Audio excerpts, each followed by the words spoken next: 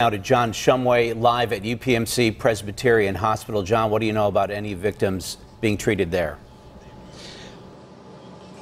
Well, UPMC just issued a statement a couple of minutes ago, Ken, saying that they are treating multiple patients here at UPMC Presby as we speak. Let me step aside so you can see the emergency entrance behind me.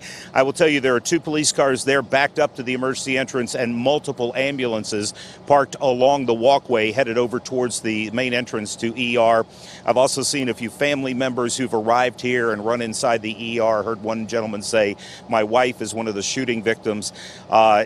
This is a very active situation because we still have units coming in. Police cars arriving. There was a police car that pulled in that had a member of the Pittsburgh SWAT team in it.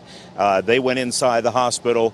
It's just very active. Now, a little bit earlier, since this is a level 1 trauma center, and we see another Pittsburgh police car coming into the ER as I speak, but because this is a level 1 trauma center and they are designed to handle situations like this, they went to their highest code of bringing everybody possible into the ER. I walked over there a few minutes ago, and there were a number of, shall we say, gowned up, masks, gowns, the whole bit, medical personnel standing on the porch right outside the ER waiting for the next patients to come in, as well as a number of uniformed officers. There are police here, obviously in great numbers, and some of them are heavily armed.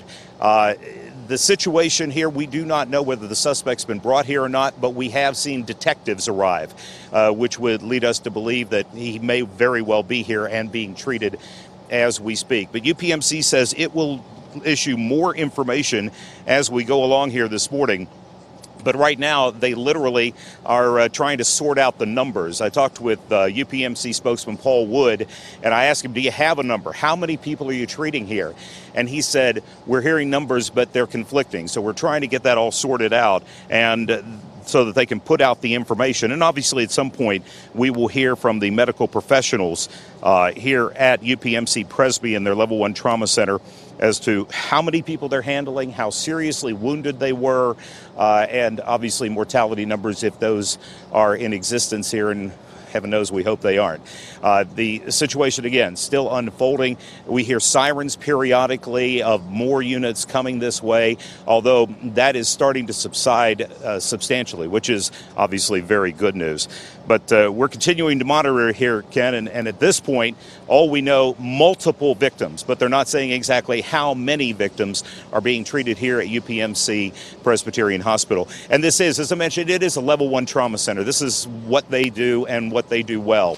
So they had everybody and their brother in that emergency room waiting for the people coming in from Tree of Life. As soon as we know any more numbers, I'll get back to you with that. But for now, from UPMC, back to you. John, just to clarify, did I understand you to say that one police officer brought another police officer who was injured in his own car to the hospital?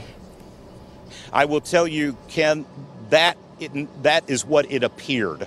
Now, I couldn't get close enough to the officer who was going into the ER to see what his situation was. That is what it appeared from standing on the other side of the sidewalk. They came in with siren and lights going, pulled abruptly up to the curb, and the SWAT team member was helped inside. Now, whether or not that is the case, I cannot verify that. I will just tell you that that certainly is what it looked like. Helped inside, but walked in on his own.